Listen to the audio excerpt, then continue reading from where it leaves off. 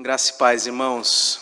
É bom estar aqui com vocês, podendo cultuar a Deus, fazendo aquilo que nós faremos por toda a eternidade: adorar, louvar, estar na presença de Deus. Eu quero compartilhar um texto, talvez dos mais conhecidos da Escritura, a parábola do filho pródigo, Lucas capítulo 15.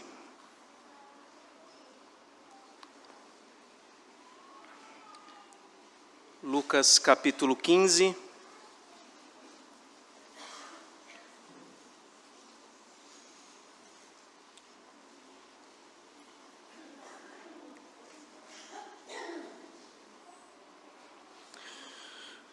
A partir do versículo 11.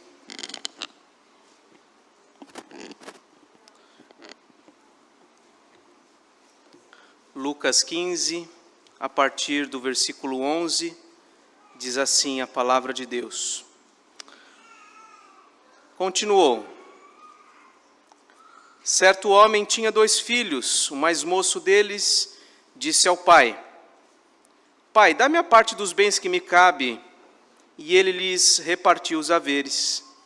Passados não muitos dias, o filho mais moço, ajuntando tudo o que era seu, partiu para uma terra distante e lá dissipou todos os seus bens, vivendo dissolutamente.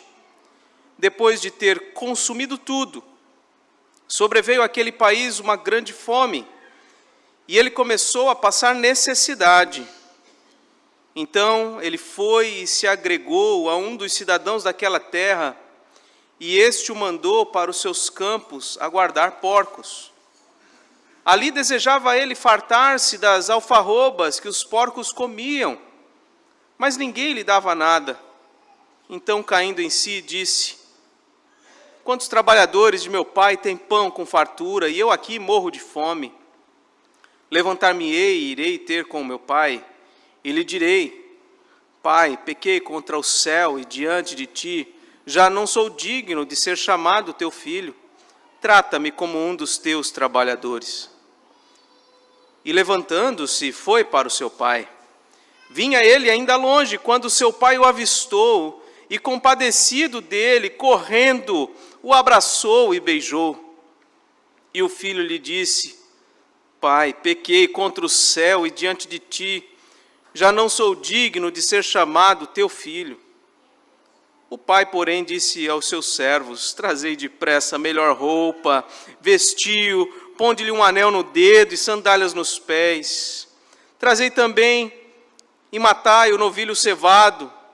Comamos e regozijemo-nos, porque este meu filho estava morto e reviveu, estava perdido e foi achado. E começaram a regozijar-se. A parábola segue até o versículo 32, mas hoje tratarei apenas até o verso 24. Vamos orar? Senhor Deus e Pai, bom estar na Tua presença. Bom, ó Deus, ler a Tua palavra e ter agora, ó Deus, um tempo para meditar nela. Ó Deus, o Senhor sabe das minhas limitações. Quão imperfeito e incapaz eu sou para estar na Tua presença, para estar na presença aqui dos meus irmãos e poder fazer essa tarefa tão majestosa de proclamar a Tua palavra, Senhor.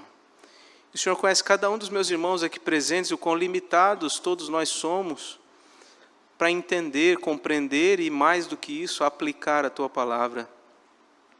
Então rogamos, ó Deus, a iluminação do Teu Santo Espírito e a capacidade, ó Deus, o poder do Senhor sobre a nossa vida para aplicarmos, ó Deus, aquilo que o Senhor quer nos ensinar nesta noite.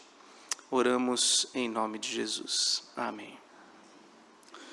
Observe o versículo 2 do capítulo 15. O 1 diz que aproximavam-se de Jesus todos os publicanos e pecadores para o ouvir. E o 2 diz: murmuravam os fariseus e os escribas, dizendo: este recebe pecadores e come com eles. E aí, na sequência, Jesus conta 3 parábolas para responder a essa murmuração. A murmuração é de que Jesus recebe pecadores e come com eles. E por quê? Por que Jesus recebe pecadores na sua presença a ponto de comer com eles? A primeira parábola que Jesus conta é a parábola da ovelha perdida.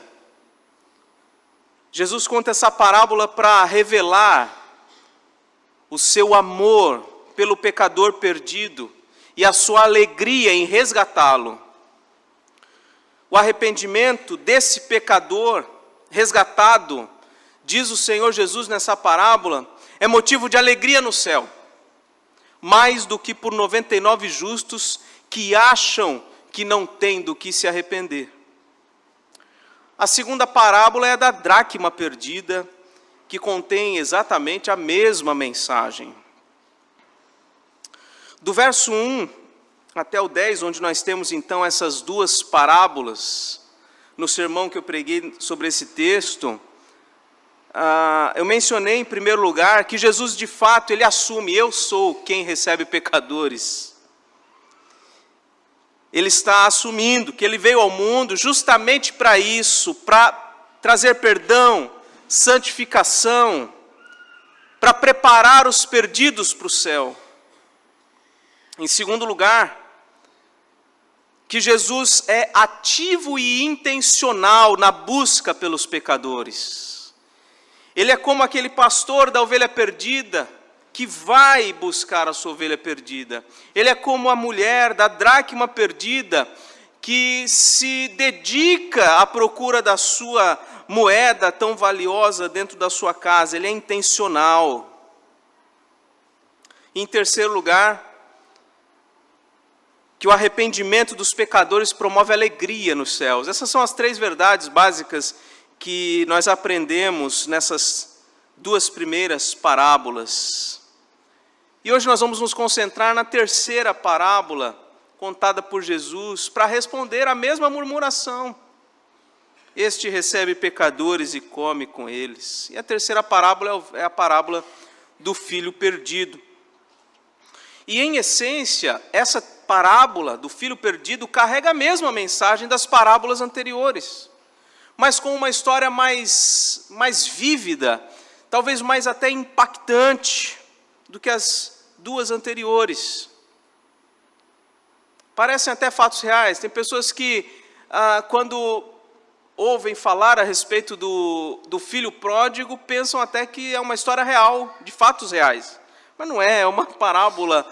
Jesus criou essa história para comunicar uma mensagem. Mas eu destaco isso apenas para dizer que é tão viva a imagem que nos salta aqui dessas palavras, a ponto de nós termos a impressão de que de fato aconteceu. Eu quero destacar aqui, irmãos, 5 lições. Se você estiver anotando, escreva, para sua edificação, para você refletir sobre isso.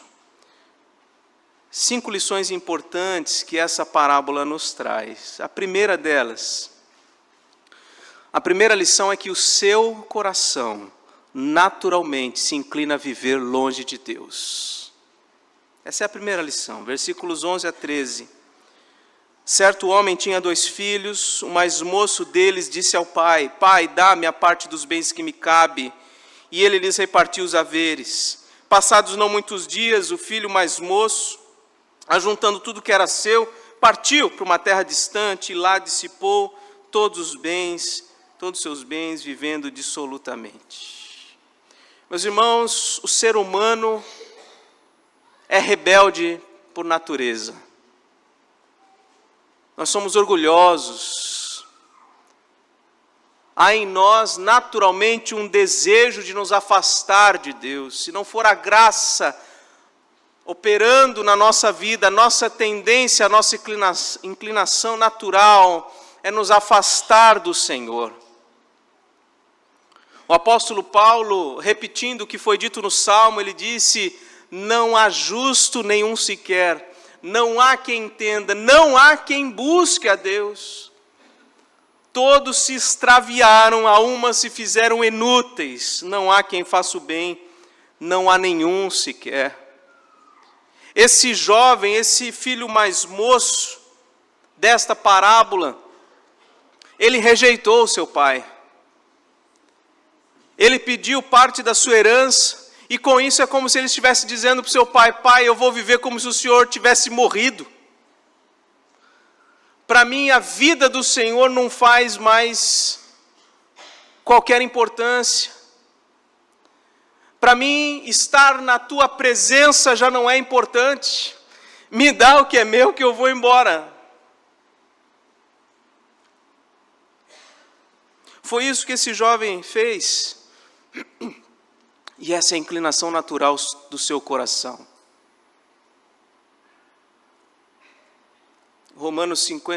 Isaías 53, versículo 6, diz o seguinte: todos nós andávamos desgarrados como ovelhas, cada um se desviava pelo seu próprio caminho.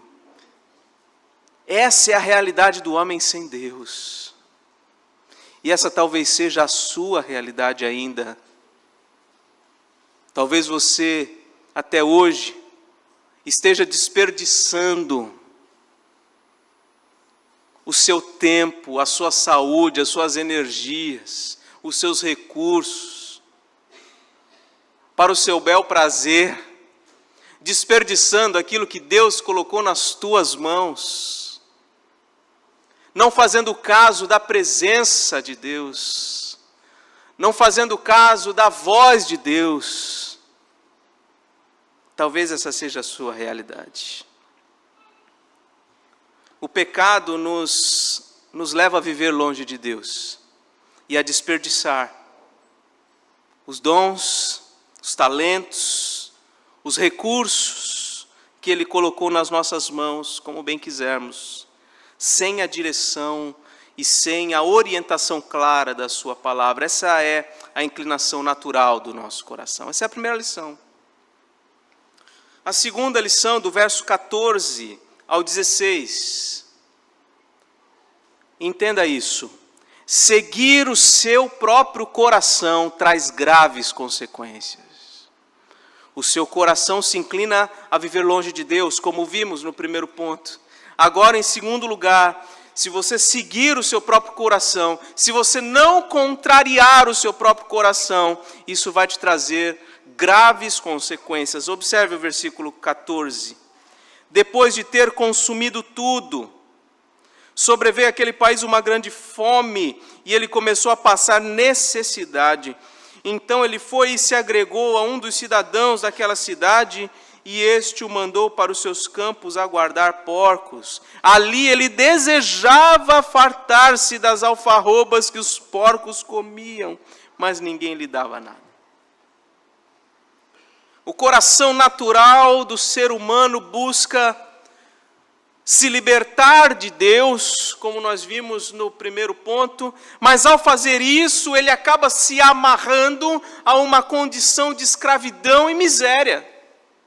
É um contrassenso, é um paradoxo mesmo. Na mesma medida que o ser humano tenta se libertar de Deus, tenta viver longe de Deus, ele está se amarrando a uma condição de declínio espiritual e de miséria.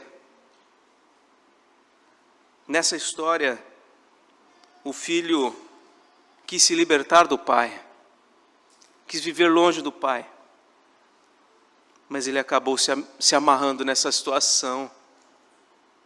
Ele queria até comer comida do porco. Ele acabou perdendo até o senso do que é bom, do que é ruim, porque ele passou a viver longe do pai. Aquilo que lhe faria mal, se tornou desejável para o seu coração. E a Escritura não esconde a realidade das consequências ruins de quem decide viver longe de Deus. Provérbios 4,19 diz: o caminho dos ímpios é como a escuridão. Nem eles sabem em que tropeçam. Estão batendo cabeça, estão aos trancos e barrancos, por estarem vivendo longe de Deus. Esse é o caminho dos ímpios. Provérbios 15:10, disciplina rigorosa há para o que abandona o caminho, e quem odeia a repreensão morrerá. Você está pensando em deixar as coisas de Deus? Se você está pensando em tentar viver longe da casa do Pai, entenda, você está à beira de um precipício. E graves consequências podem vir sobre a sua vida, e pode ser que Deus pese a mão sobre a sua vida. E a mão de Deus é pesada mesmo. Disciplina rigorosa, diz Provérbios 15:10, existe para quem abandona o caminho. Estudando com a igreja da Oceão o livro de Hebreus, lá no capítulo 12, do versículo 4 em diante, ali fala sobre disciplina, sobre a correção do Senhor. A palavra grega ali é paideia. A paideia, se você já estudou a história da educação, se você já estudou a história do pensamento grego, você vai se lembrar que a paideia tem a ver com um processo educacional de treinamento do cidadão, ou da criança, para se tornar um cidadão grego. E dentro desse processo há duas nuances. Uma é a instrução. É quando a orientação, o ensino, a transmissão de conhecimento. E um outro aspecto da paideia é a disciplina. É a correção. Para que quando há um desvio, possa voltar ao prumo para se tornar um cidadão adequado, um cidadão virtuoso, que pudesse servir a cidade. Mas ali, a palavra não é usada para falar da paideia grega. Ali em Hebreus é usada para falar sobre a paideia de Deus. E como é bom a gente estar aqui ouvindo instruções, participando de uma aula de escola dominical, de um discipulado, de uma reunião em que a palavra de Deus está sendo proclamada e nós podemos aprender. É o lado agradável da paideia, mas existe o outro lado, que é quando Deus nos disciplina, é quando Deus pesa a mão. E aqui aconteceu nessa parábola com esse jovem. A mão do Senhor pesou sobre ele. Em Jeremias 2,19 diz: a sua própria maldade o castigará, as suas infidelidades o repreenderão. Saiba, pois, e veja como é mau e quão amargo é deixar o Senhor, seu Deus. Pare para pensar. Reflita sobre as consequências de um possível abandono da casa do Pai, da presença de Deus. Em Romanos 6, Paulo diz, versículo 20, quando vocês eram escravos do pecado, estavam livres em relação à justiça. Naquele tempo, quando vocês eram escravos do pecado, que frutos vocês colheram? Ele mesmo responde, somente coisas de que agora vocês se envergonham. Os frutos de uma vida longe de Deus só trazem vergonha, culpa, temor. Não deixemos a casa do Pai. Por vezes nós, seres humanos, tentamos parecer satisfeitos longe de Deus. Mas a fome de quem vive longe de Deus, o vazio que se sente, só pode ser preenchido por meio da reconciliação com o Pai Celestial. Nada vai poder satisfazer um coração vazio. Então, vamos à terceira lição. Perceba a tempo sua necessidade de voltar para Deus. Perceba a tempo a sua necessidade de voltar para Deus. Olhe comigo, verso 17 a 19. Então, caindo em si, disse: quantos trabalhadores do meu pai têm pão com fartura e eu aqui morro de fome? Levantar-me-ei, irei ter com meu pai, lhe direi: pai, pequei contra o céu e diante de ti, já não sou digno de ser chamado teu filho, trata-me como um dos teus trabalhadores. Tudo começa em reconhecer o seu próprio pecado, começa em admitir que as decisões tomadas até agora só trouxeram pesar, só trouxeram desgosto. O arrependimento verdadeiro começa na consciência da sua real condição, mas não para por aí. A consciência é muito importante, e é o que nós vemos aqui do verso 17 a 19. Ele percebeu: peraí, lá na casa do meu pai tem pão com fartura, até os empregados, eles estão sendo muito bem tratados, e eu aqui nessa condição, eu vou voltar. Eu vou voltar e eu vou reconhecer que eu pequei. Eu vou pedir perdão e eu vou pedir para o meu pai me tratar como qualquer um dos seus funcionários. Esse é o caminho da restauração, é o reconhecimento do pecado. Provérbios 28, 13, quem encobre as suas transgressões jamais prosperará, mas o que as confessa e abandona alcançará misericórdia.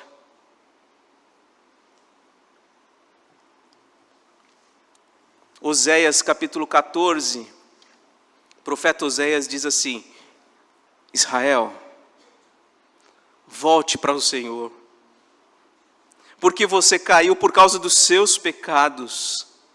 Israel, tragam palavras de arrependimento e convertam-se ao Senhor. Ele está chamando o povo de volta, a tomar consciência do seu pecado e voltar para a presença de Deus.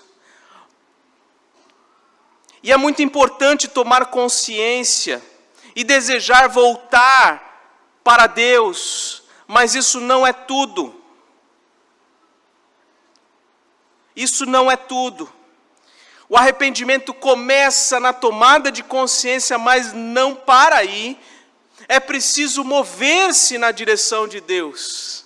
É preciso passar para além dos planos. É preciso fazer algo além.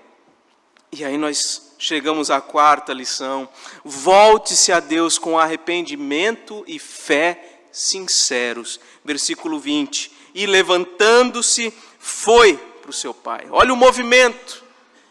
A sua consciência produziu um movimento, ele se levantou, ele foi para o seu pai. E vinha ele ainda longe, quando seu pai o avistou, e compadecido dele, correndo, o abraçou e beijou. E o filho lhe disse: pai, pequei contra o céu, diante de ti, já não sou digno de ser chamado teu filho. O caminho para a reconciliação sempre vai parecer penoso. Se você é casado, você sabe bem o que é isso. Ou se você já teve conflitos interpessoais, você sabe como é penoso, como é difícil estabelecer reconciliação. E por quê? Por que é tão difícil se reconciliar? É porque envolve auto-humilhação. Para haver reconciliação, você precisa se rebaixar. Não basta só voltar para a casa do pai. Tem que pedir perdão. Não basta só voltar e achar que está tudo bem, como se nada tivesse acontecido. Não é assim com Deus e não é assim com as pessoas. Para haver reconciliação tem que se humilhar. Reconhecer que errou. Confessar a culpa. Pedir perdão. Pedir que os laços sejam refeitos. Essa é uma ação concreta de arrependimento e fé. Arrependimento não é só a consciência.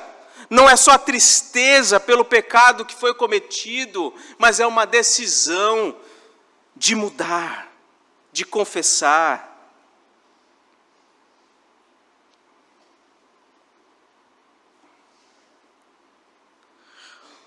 O filho mais moço, veja no versículo 20, ele vinha de longe ainda quando seu pai o avistou, já foi, abraçou e beijou. Ele poderia ter ficado quieto. Ele poderia ter pensado assim, poxa, meu pai já me recebeu tão bem sem eu falar nada, eu não preciso de mais nada. Mas ele sabia que era preciso sim. Aplique isso nos problemas de relacionamento interpessoal que você tenha. Você vai ver a cura que é você se humilhar e você reconhecer os seus erros.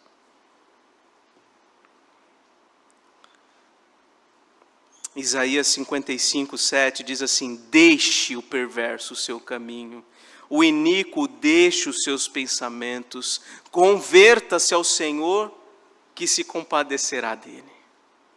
E volte-se para o nosso Deus, porque Ele é rico em perdoar. Nessa parábola, o filho mais moço desfrutou disso. Ele voltou com arrependimento e fé sinceros para o seu pai. Faça isso também, se você anda longe do Senhor.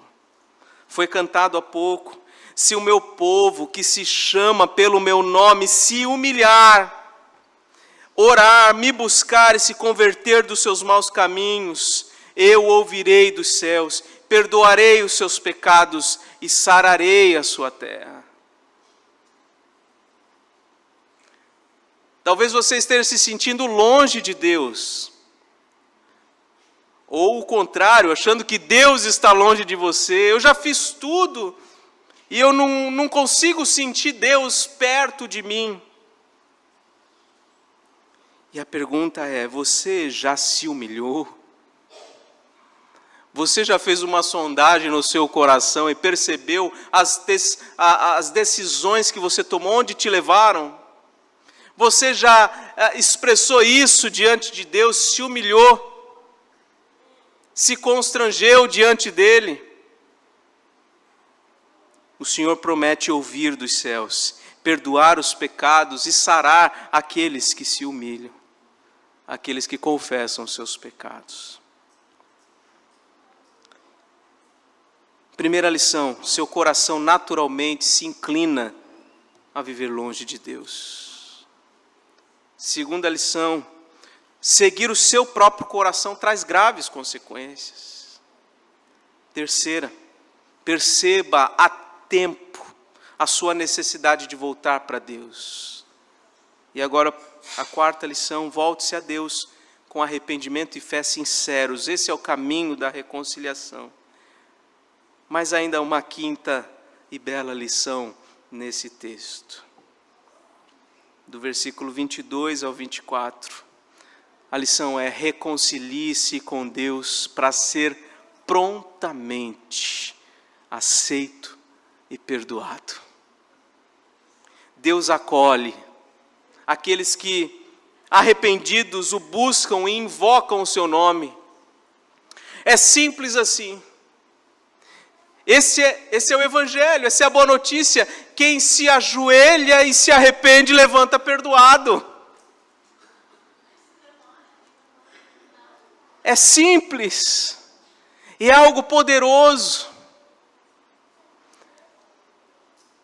É algo que renova a alma. É algo que restaura os nossos laços com o Senhor. Salmo 86, versículo 5: pois tu, Senhor, és bom e perdoador, rico em misericórdia para com todos os que o invocam. O pai aqui desta parábola, ele representa o Pai Celestial que recebe a ovelha perdida. Versículos 22 em diante: o pai, porém, disse aos seus servos: trazei depressa a melhor roupa, vestiu, ponde-lhe um anel no dedo e sandálias nos pés, trazei também e matai o novilho cevado, comamos e regozijemo-nos, porque este meu filho estava morto e reviveu, estava perdido e foi achado, e começaram a regozijar. Essa é a alegria de Deus quando recebe um pecador arrependido. Esse é o nosso Deus, rico em perdoar. O apóstolo Paulo, falando aos Coríntios no capítulo 6, sobre o ministério da reconciliação, ele diz: nós, na qualidade de cooperadores com Ele, com Deus, também exortamos aqui vocês, não recebam em vão a graça de Deus, porque Ele diz: no tempo aceitável escutei você, e no dia da salvação o socorri, eis agora o tempo oportuno, eis agora o dia da salvação.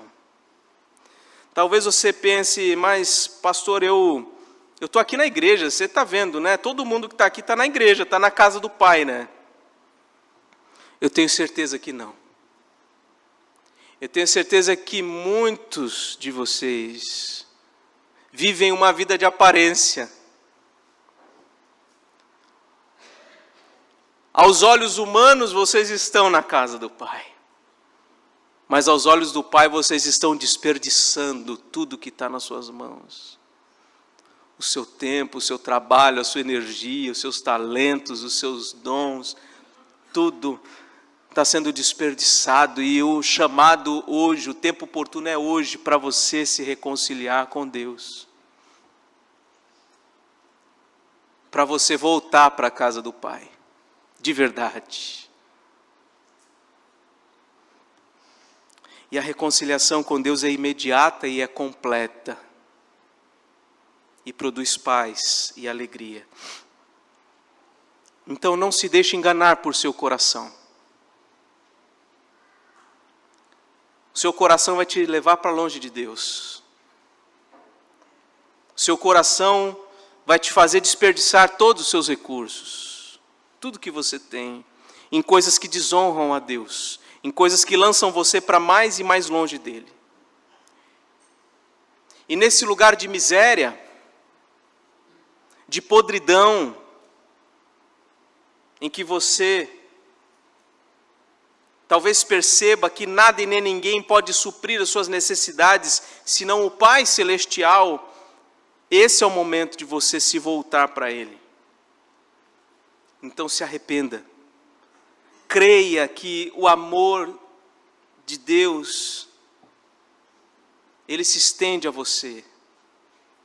E Ele te perdoa. Então tome iniciativa hoje. Pare de desejar a comida dos porcos. Lembre que há pão na casa do Pai. Há alimento saudável, nutritivo, há fartura e prosperidade espiritual para quem está na casa do Pai. Volte-se para Deus, reconcilie-se com Ele. E assim você poderá ter de volta o prazer da presença de Deus, o perdão de todas as suas culpas, e mais, você vai ter de volta todos os privilégios de filho. Amém? Senhor Deus.